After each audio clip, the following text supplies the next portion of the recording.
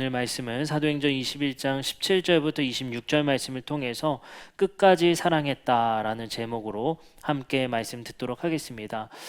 저번 주의 말씀은 에베소 교회에서 이제 바울이 예루살렘 교회로 가고자 하는 이야기들로 구성되어져 있었습니다.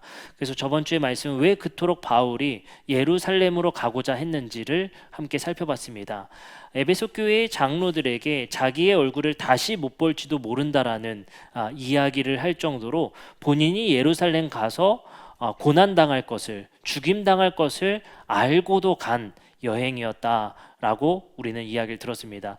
그럼 왜 바울은 그토록 자기가 죽임당할 것을 알고도, 그리고 심지어 배웅하는 사람들도 바울이 죽임당할 것을 알고도 만류에도 불구하고 예루살렘으로 갔는가에 대한 말씀을 우리가 함께 들었었습니다. 바울은 여전히 자신의 형제와 자신의 동지들을 걱정했고 그들을 위한 복음의 사역을 준비했었습니다.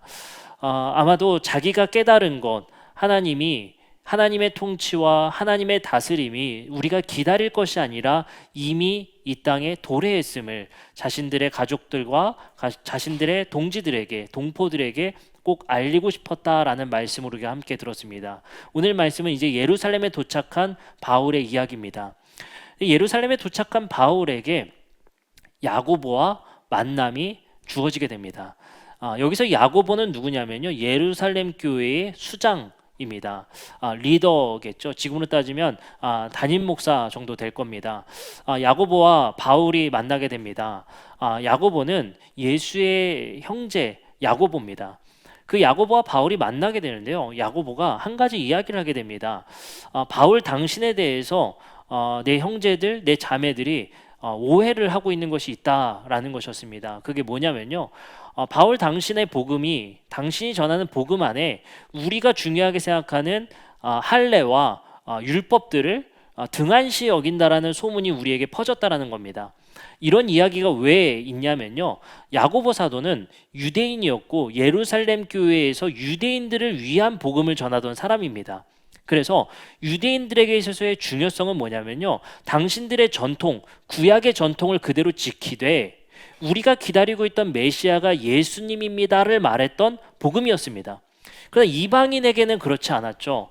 바울에게 있어서 이방인에게 전하는 복음은 구약의 말씀 안에서 이방인들이 하나님의 백성으로 편입돼야 되는 문제가 있었습니다.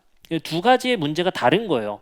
야고보의 중요성은 뭐냐면요, 유대인들이 여전히 자신들의 전통을 지키면서도 예수님이 우리의 구원자이고 하나님의 통치를 가지고 온 바로 메시아다라는 사실을 전하는 게 중요했다면, 바울에게 있어서 중요한 건 이방인도 어떻게 하나님의 백성이 될 수 있는가가 중요했을 겁니다.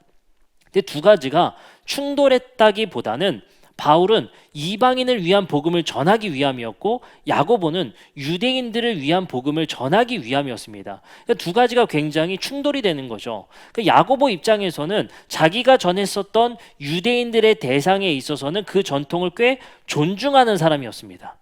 네, 그래서 우리가 가지고 있는 야고보서의 말씀을 읽더라도 우리가 그런 말씀이 많이 있죠. 행함 없는 믿음은 거짓된 믿음이다. 그래서 행함, 율법을 굉장히 중요시 여겨요. 그 말이 뭐냐면 유대인들에게 복음을 전했던 사람이기 때문에 그래요. 어떤 게 효율적이었겠습니까? 어떤 게 그들에게 더 받아들이기 쉬웠겠습니까? 유대인들에게 만약 이렇게 말했다고 생각해 보세요. 당신들이 믿고 있었던 거 다 거짓입니다. 그거 지킬 필요 없습니다. 우리는 오직 예수가 그리스도라는 사실만 믿으면 됩니다라고 했으면 아마 그 누구도 안 믿었을 거예요.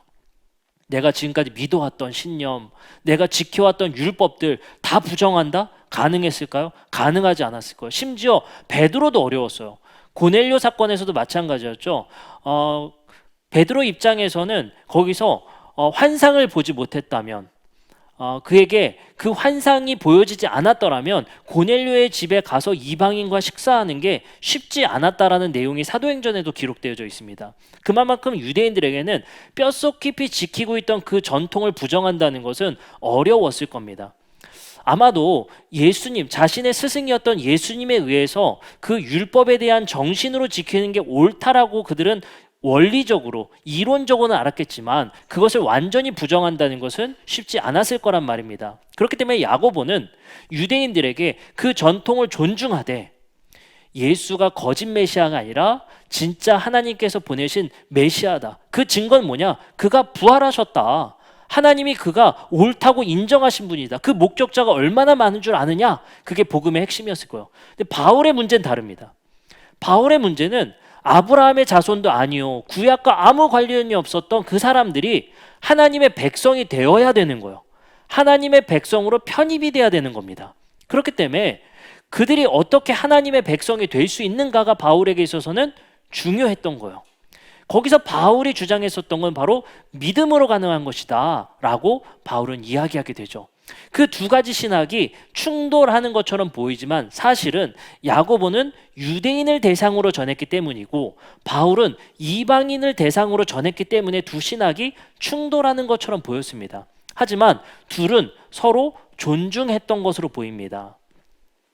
사도행전 15장의 말씀에 보면 바울이 예루살렘 공의회에 참여했을 때 야고보가 바울이 전했었던 이방인을 위한 그 전도 행위에 대해서 이렇게 평가합니다.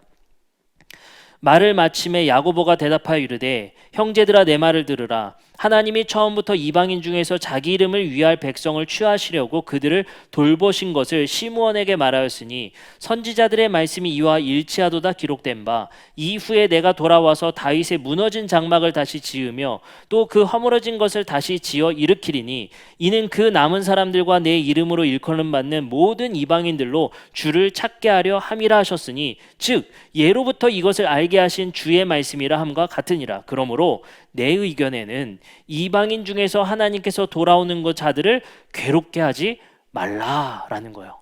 그러니까 야고보 사도는 바울 사도가 전했었던 복음을 뭐 했다? 존중했다는 거예요. 그 둘의 입장은 이거예요. 정확하게 말하면 야고보도 뭐라고 얘기하냐면 그래 이방인에게 전하는 그 특수성을 존중해 줄게 이거요. 근데 바울의 입장은 뭐냐면요 이런 겁니다. 나도 유대인에게 전하는 복음 너희들이 지키고 있던 것들은 지키는 거 좋겠어. 그러나 이방인에겐 강요하지 마의 입장이에요. 바울도 율법을 완전히 부정했던 사람이 아니라 그 율법을 너희는 지키던 거 계속 지키되 이방인에게는 강요하지 마의 입장이 바로 바울의 입장이었던 겁니다. 그러니 둘의 신학이 충돌된다기보다는 둘의 신학이 서로 대상이 달랐고 둘은 정작 서로 존중하고 있다는 사실을 우리는 알게 되게 됩니다. 사도행전 21장 21절의 말씀, 오늘 말씀에 이제 예루살렘 교회에 방문한 바울에게 함께 이야기하는 대화의 내용입니다. 21장 21절입니다. 내가 이방인에 있는 모든 유대인을 가르치되 모세를 배반하고 아들들에게 할례를 행하지 말고 또 관습을 지키지 말라 한담을 그들이 들었도다. 이런 소문이 있다는 거예요. 바울 당신이 관습 하지 말라고 하는 얘기를 우리 교회 성도들이 들었다는 거예요. 그게 뭡니까? 유대인 그리스도인들이 그 이야기를 듣고 아주 불편하게 여긴다는 거예요. 당신을. 나는 알아. 나는 당신의 마음이 뭔지는 알겠는데 우리 교회 성도들이 그걸 너무 불편하게 생각해. 그래서 당신이 이 정도를 좀 해줬으면 좋겠어. 부탁합니다. 이런 부탁을 하게 됩니다. 21장 24절이요. 이 사람들을 데리고 가서 함께 정결 예식을 행하고 그들이 머리를 깎게 하고 그 비용을 대십시오. 그러면 사람들은 모두 당신의 소문이 전혀 사실이 아니며 도리어 당신이 율법을 지키며 바로 살아가고 있다는 것을 알게 될 것입니다. 이 제안이 뭐였냐면요. 이 부탁이 뭐였냐면 야 우리 교회에 전도사 하려고 생각하는 서원자들이 있거든. 그 사람들이 있으니까 당신이 당신 돈을 들여서 이 사람들 정결 예식을 좀 대신해 줘. 그럼 우리 교회 성도들이 당신이 율법을 지키는 사람이구나라고 생각할 것 같아. 그러니 좀 부탁합니다. 이렇게 얘기를 한 거예요. 그래서 바울이 이 의견을 같이 따라줍니다. 그래서 원만하게 예루살렘에서 복음을 전하게 되는 것이죠. 그렇기 때문에 바울을 적대시하는 것이 사실은 누구와 누구였어요? 유대인 그리스도인도 싫어했고요. 유대인도 싫어했단 말이에요. 근데 야고보는 중재를 합니다. 당신 율법을 왜 그러는지 나는 알지만 우리 교회에서는 불편하게 여기는 사람들이 있으니까 요 정도를 좀 해줬으면 좋겠어. 했더니 바울이 그것을 승낙하고 해주게 됩니다. 야고보와 바울은 이런 부분에 있어서 서로 존중하며 서로 의견을 교환한다라는 모습을 볼 수 있습니다. 그렇기 때문에 우리가 오해하지 말아야 될 것은 야고보는 행함으로 얻는 구원, 바울은 믿음으로 얻는 구원으로 서로 대치되고 있는 상황이 아니라는 걸 알 수가 있어요.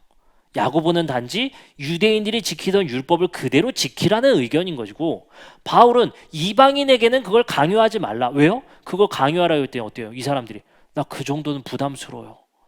나 안 갈래요. 이러는 거예요. 그러니 이 사람들에게는 그거를 강요하지 말라라고 얘기를 한 겁니다. 그러니 대상이 다를 뿐 의견은 서로 존중하고 있었다라는 사실 우리는 기억하셨으면 좋겠습니다. 근데 이것이 사실은 교회끼리는 꽤 갈등이 있었던 것 같습니다. 리더십끼리는 서로 존중하고 있었지만 교회끼리는 꽤 갈등 중에 있었던 것으로 보여요. 이방인 교회가 꽤 위축돼 있었던 것 같습니다. 왜 위축돼 있냐면요, 아무래도 오리지널이 누구예요? 본토가, 로컬이 누굽니까? 유대인들이죠. 예수님도 유대인이었고 12제자도 다 유대인들이었어요. 그 본토의 의견이 꽤 강력했던 것 같아요. 그래서 갈라디아서 말씀에 보면 이런 사건이 나옵니다. 갈라디아서 2장 11절부터 14절이에요. 게바가 안디옥에 이르렀을 때에 책망받을 일이 있기로 내가 그를 대면하여 책망한 일이 있다. 그게 뭐였냐면요, 야고보에게서 온 어떤 이들, 누구요? 예루살렘 교회에서 온 성도들이에요. 리더십들이 된 것 같아요. 아마 갈라디아 교회를 보러 왔던 것 같아요. 안디옥 교회로.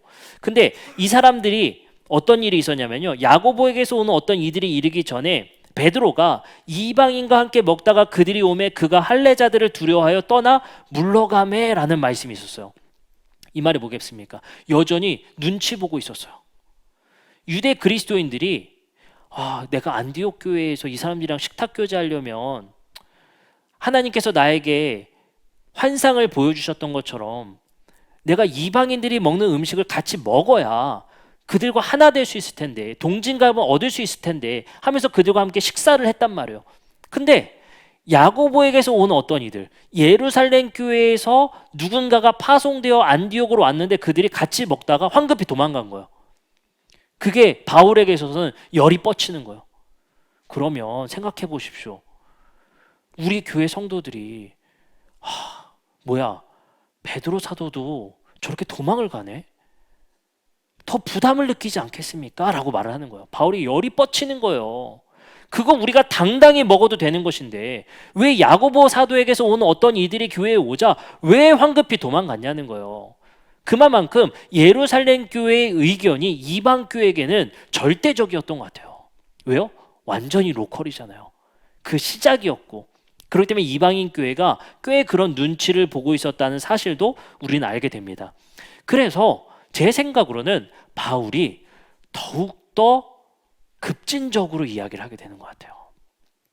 더욱더 급진적으로 얘기하게 됩니다.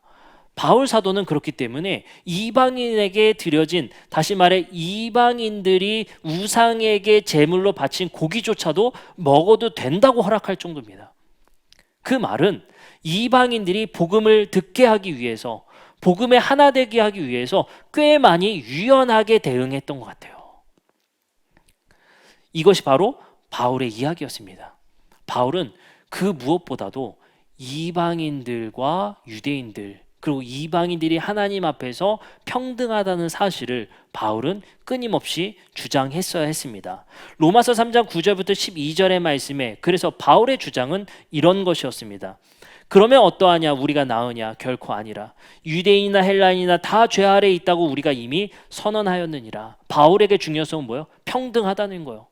율법을 안 지키는 이방인이나 율법을 열심히 지키는 유대인이나 하나님 안에서 모두 죄인이자 평등하다는 거예요. 자격이 없다는 거예요, 모두가. 그 자격 없는 자에게 주신 하나님의 은혜일 뿐이지, 유대인도 왜 자꾸 이방인에게 자격을 논하고 이방인은 왜 자꾸 위축되냐는 거예요. 모두 다 하나님 안에서는 죄인일 뿐이다 라는 것이 바로 바울의 주장이었습니다. 3장 21절에서 22절에도 이어집니다. 그러나 이제는 율법과는 상관없이 하나님의 의가 나타났습니다. 그것은 율법과 예언자들이 증언한 것입니다. 그런데 하나님의 의는 예수 그리스도의 믿는 믿음을 통하여 오는 것인데 모든 믿는 사람에게 미칩니다. 거기에는 아무런 차별이 없습니다.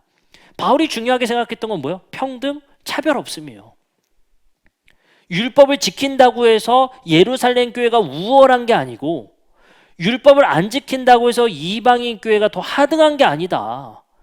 그리스도 안에서 모두 하나이고 평등하고 차별이 없다. 왜요? 하나님 입장에서는 둘 다 죄인이었을 뿐이기 때문에.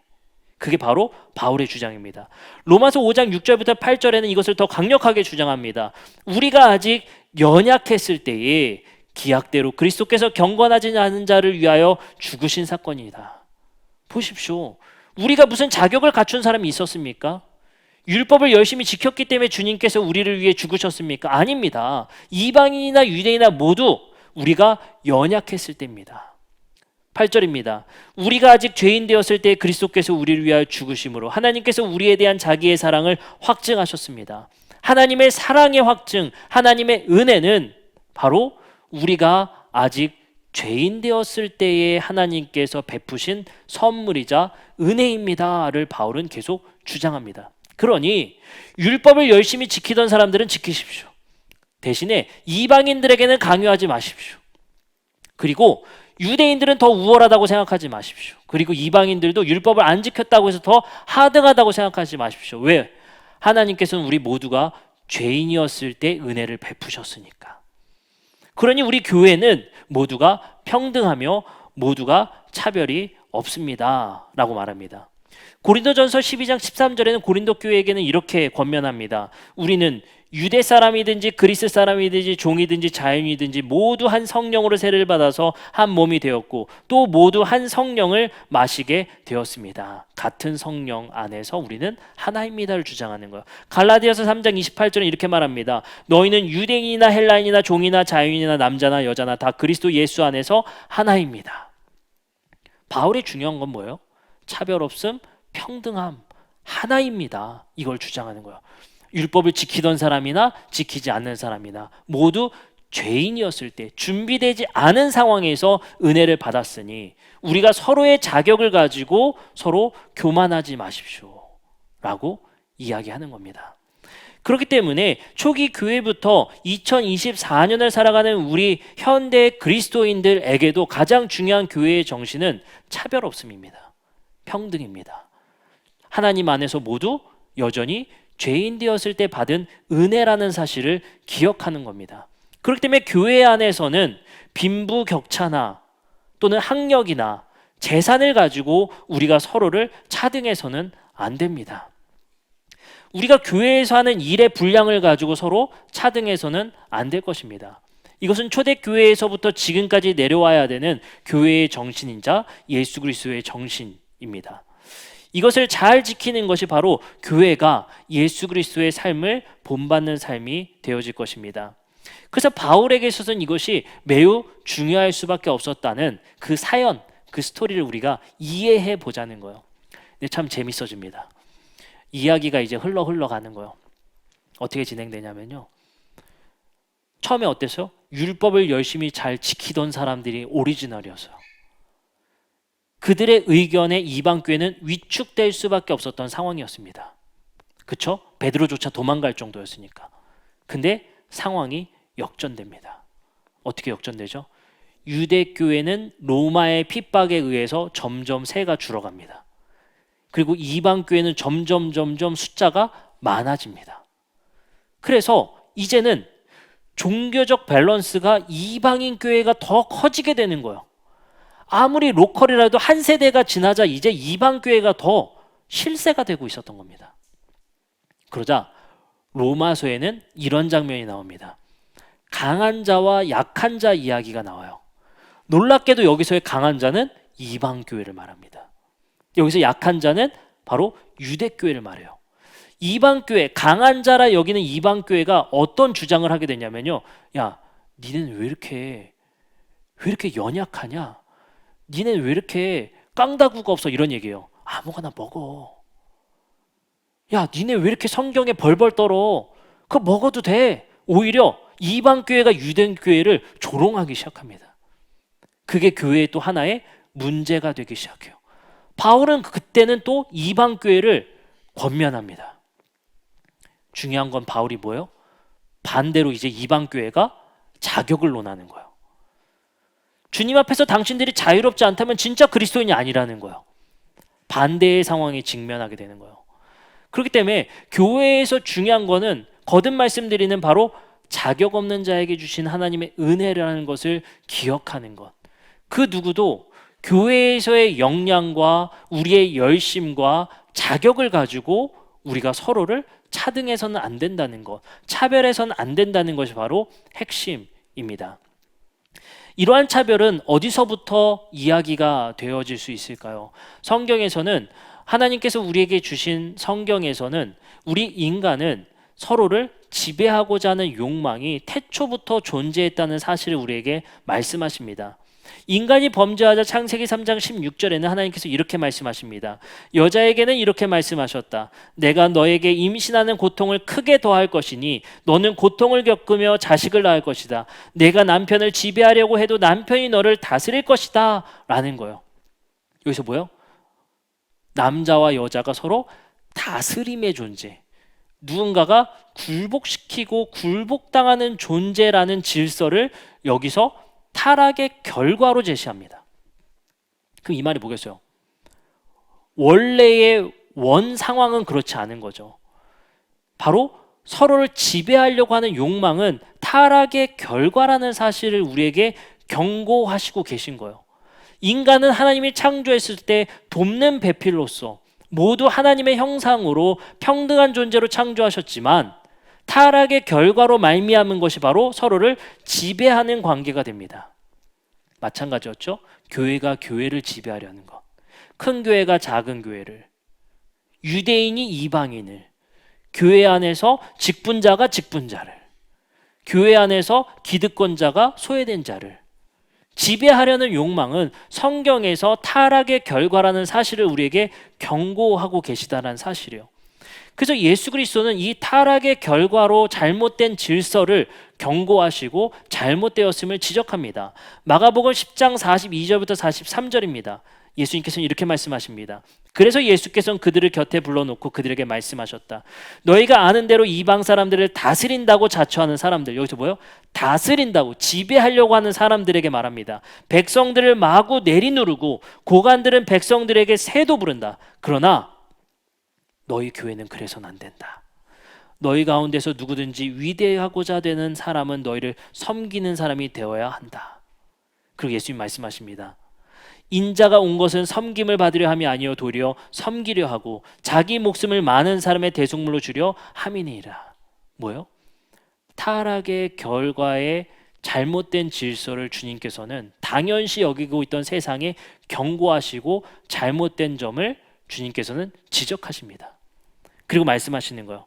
나는 섬기려 왔다. 그것이 본래의 질서라는 거예요. 사람과 사람의 사이는 지배하는 관계가 아니라 섬기는 관계가 하나님의 창조의 목적이었다는 사실을 우리에게 말씀하시는 거예요. 교회와 교회가, 큰 교회와 작은 교회의 관계가, 이방인과 유대인의 관계가, 성도와 성도의 관계 속에서 우리의 본래의 질서는 지배하려는 것이 아니라 섬기는 것이 인간의 본질이다라는 사실을 주님께서는 지적하시고 밝히십니다. 사도행전과 한 쌍을 이루는 누가복음은 이러한 사실을 더 드라마틱하게 우리에게 밝힙니다. 누가복음에서는 환대라는 주제가 매우 중요한 주제입니다. 누가복음 15장 1절부터 2절의 말씀에 보면 예수님께 이런 말씀을 합니다. 모든 세리와 죄인들이 말씀을 들으러 가까이 나오니 바리새인과 서기관들이 이렇게 말합니다. 수군거려 이르되 이 사람이 죄인을 영접하고 음식을 같이 먹는다 하더라. 아까 말씀하셨죠. 주님께서 나는 섬김을 받으려 한 것이 아니라 섬기려 왔다라는 거예요. 그것을 내 죽음을 통해 그것이 옳다는 것을, 그 삶이 우리의 삶에 값지다는 것을 너희에게 보여주시겠다는 것이거든요. 근데 주님께서 그 섬김을 하자 사람들은 뭐라고 수군거려요? 이 사람이 죄인을 환대하고 음식을 같이 먹는다.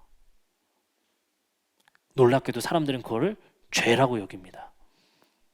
그것을 조롱하고 그것을 오히려 잘못되었다라고 말합니다. 죄인을 환대하고 그들과 함께 식사한다라고 평가받던 예수님이 그들에게 이렇게 비유로 말씀하십니다. 15장에 이어지는 말씀입니다. 3절부터 4절이에요.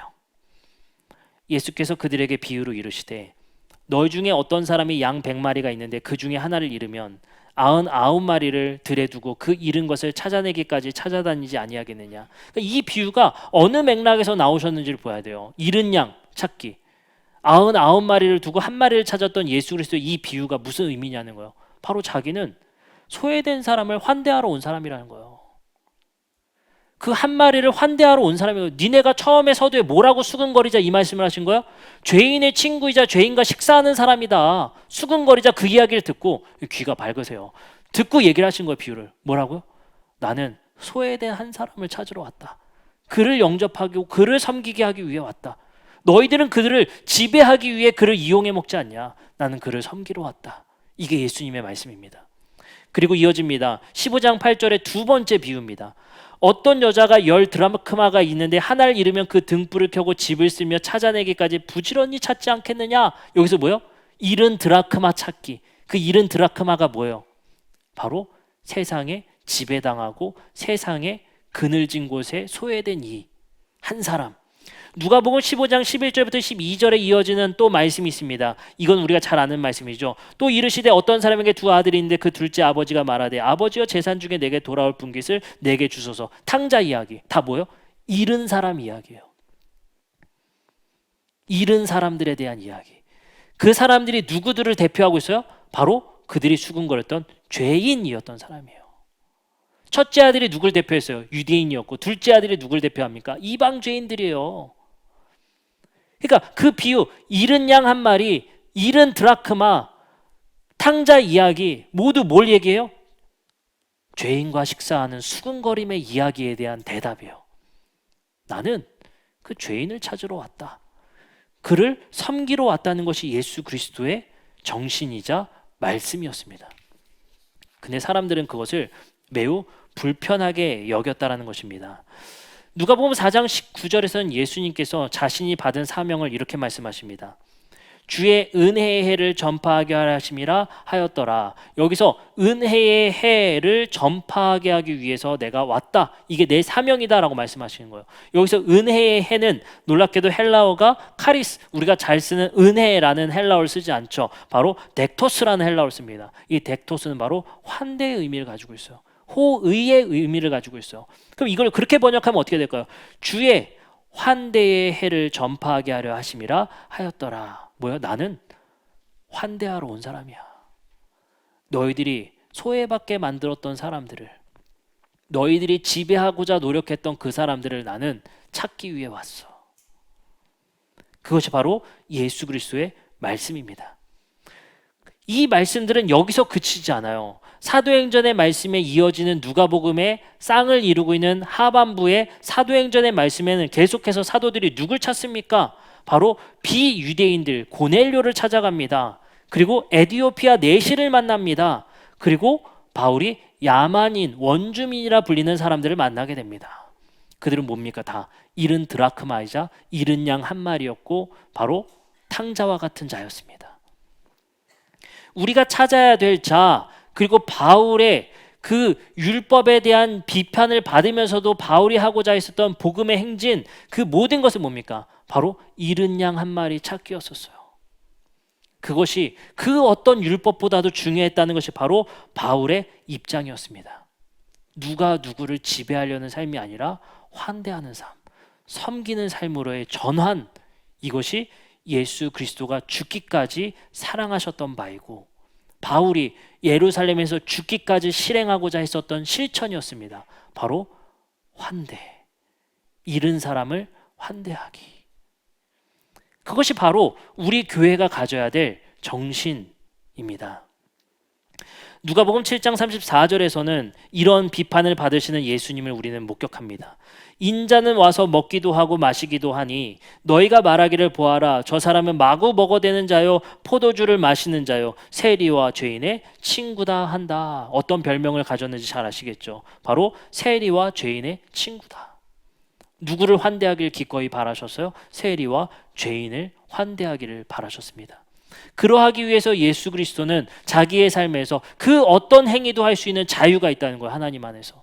그들을 환대하기 위해서 내가 어떤 삶을 살아도 된다라는 자유를, 권한을 받았다는 것입니다. 그것이 바울이 받은 권한이었어요. 내가 율법을 어기면, 내가 그들에게 율법을 안 지켜도 된다라는 그 권한은, 너희가 성경을 안 지키고 하나님의 말씀대로 살지 않는다라고 정죄하는 그 삶을 살아도 되는 권한은 바로 예수님이 받은 권한과 같다는 거예요. 사람을 환대하기 위해 기꺼이 무엇도 해도 된다라는 권한, 그것이 바로 바울의 자신감이었고 야고보 사도에게 말할 수 있었던 권한이었습니다. 이 모든 환대의 정점은 어디서 마침표를 찍느냐? 저는 그렇게 생각합니다. 예수님의 세족식의 이야기입니다.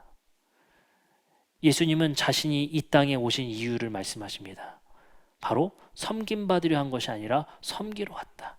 그리고 기꺼이 삶으로 보여주시는 것이 바로 제자들의 발을 씻기십니다. 베드로가 정색하죠. 내가 씻겨드려야죠. 이거는 세상의 법칙에 위배돼요. 그건 아닙니다. 종이 주인의 발을 씻겨주는 것이지 주인이 어떻게 종의 발을 씻겨주냐는 거예요. 베드로는 진짜 나서는 게 장난이 아니죠. 예수님이 죽음의 경고를 했을 때도, 내가 죽을 거다라고 말했을 때도 그럴 수 없습니다라고 그러더니, 이번에도 내가 씻겨드리겠습니다라고 말하더니, 또 언제는 또 이렇게 말해요. 나 물 걷게 해주세요라고 말하더니, 굉장히 나서는 성격이에요. 근데 어떻게 됩니까? 예수님이 씻겨주시는 거예요. 예수님이 그 세족식의 모습을 통해서 우리가 살아야 될 삶의 가치가 무엇인지를 보여주신다는 사실입니다. 지배하려는 세속의 세계관에서 섬김의 삶을 살아라. 기꺼이 환대하라. 잃은 사람을 찾아 환대해 주라. 이것이 예수의 정신이고 예수의 세족식의 정신입니다. 13장 12절부터 15절의 요한복음의 말씀을 말씀하십니다. 그들의 발을 씻은 후에 옷을 입으시고 다시 앉아 그들에게 이르시되, 내가 너희에게 행한 것을 너희가 아느냐? 너희가 나를 선생이라 또는 주라 하니 너희 말이 옳도다. 내가 너희의 선생이고 주다. 내가 주와 또는 선생이 되어 너희 발을 씻었으니 너희도 서로의 발을 씻어주는 것이 옳으니라. 너희가 내가 너희에게 행한 것 같이 너희도 행하게 하려 본을 보였노라. 이것을 하신 이유가 뭐예요? 너희가 서로 행하게 하기 위해서. 삶의 실천에 예수님이 보여주신 정신은 서로의 섬김과 환대에 있다는 사실을 우리에게 알려주시는 거예요. 그리고 세족식 전에 있었던 예수님의 이 말씀을 기억합시다. 13장 1절입니다. 유월절 전에 예수께서 자기가 세상을 떠나 아버지께로 돌아가실 때가 이른 줄 아시고 세상에 있는 자기 사람들을 사랑하시되, 어떻게 사랑하세요? 끝까지 사랑하시니라. 환대를 포기하지 맙시다. 이 세상에 소외된 사람 찾기를 포기하지 맙시다. 아, 저 사람은 틀려먹었어. 안 돼. 아니라 끝까지 사랑하신 예수 그리스도의 섬김의 정신이 우리에게 있어야 할 것입니다. 포기하지 않는 교회 됐으면 좋겠어요. 우리의 삶에 환대하기를, 그리고 사랑하기를, 그리고 잃은 사람 찾기를 우리가 끝까지 완수했으면 좋겠습니다. 예수께서 그 삶을 끝까지 사랑하셨다는 건 뭐예요? 십자가에 가기까지 사랑하셨다는 거예요. 심지어 십자가에서도 용서하신 예수 그리스도의 삶의 정신 어디에 있습니까? 섬김받기 하기 위해서가 아니라 섬기려 함이라. 우리에게 죽기까지 모범이 되시면서 우리에게 보여주신 한 가지 정신은 바로 섬김이었습니다. 섬김. 그것이 인생이다. 그것이 인간의 참 모습이다. 어쩌면 예수님의 말씀이 이런 것 같아요. 인간다워지세요. 인간답기를 포기하지 마세요. 그것이 바로 예수님의 말씀, 끝까지 사랑하시니라 라는 말씀 같아요. 어떤 사람들은 물어요. 목사님, 이렇게 사는 것이 무슨 의미가 있습니까? 점점 더 허무함에 빠져가는 사람들이 굉장히 많아지는 것 같아요. 왜요? 의미라는 것을 찾기 때문에 그래요. 이게 무슨 의미인데, 지금의 현대의 시대는 의미 없는 것을 하기가 어려운 시대입니다. 특히 청년 세대가 의미에 집착하는 것이 굉장히 강한 세계관을 갖고 있어요. 의미와 목적이 분명하지 않으면 의미 없는 일은 싫어요. 의미 없는 것에 돈 쓰기 싫어요. 의미가 뭐예요? 라고 얘기를 합니다. 그러면 우리가 끝까지 섬기고 환대하고 잃은 드라크마와 잃은 한 마리를 찾는 그 의미가 도대체 뭔데요? 예수님 말씀하시는 거예요. 인간다움이다. 그게 사람다움이다 라고 말씀하시는 거예요. 어쩌면 사람들은 인간다움을 포기하는 줄 모르겠습니다.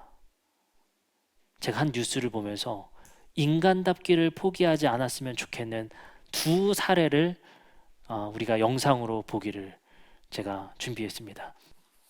예수님 세대나 지금의 시대나 애들은 가는 똑같은 것 같습니다.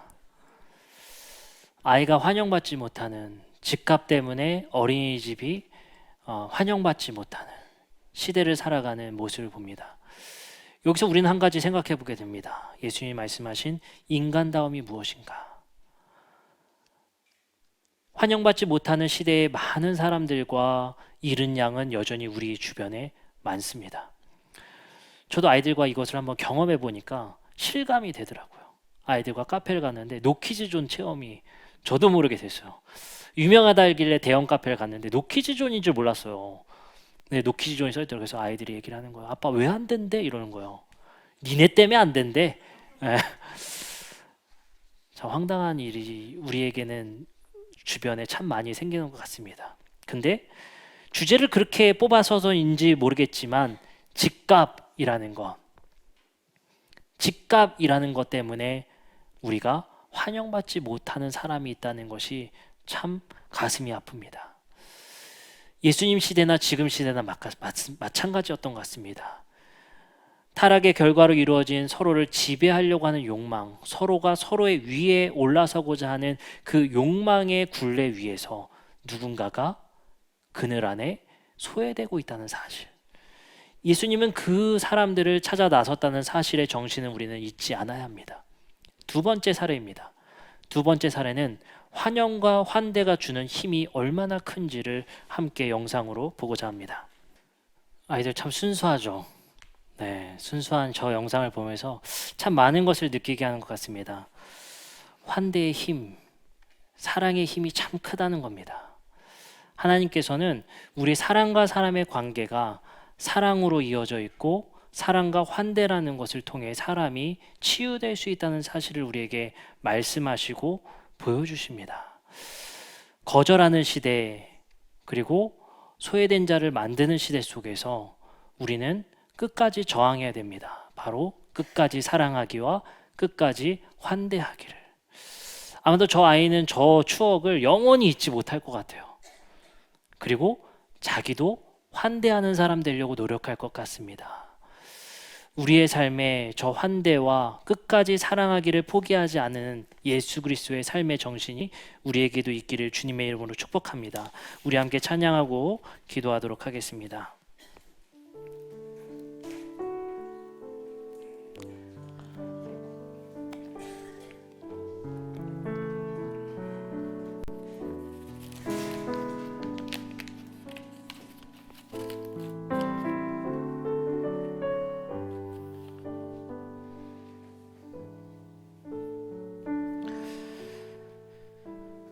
주님께서 우리에게 보여주신 사랑은 내가 너희에게 발을 씻겨주면 너희가 서로 그렇게 하기 위함이다 라고 말씀하십니다.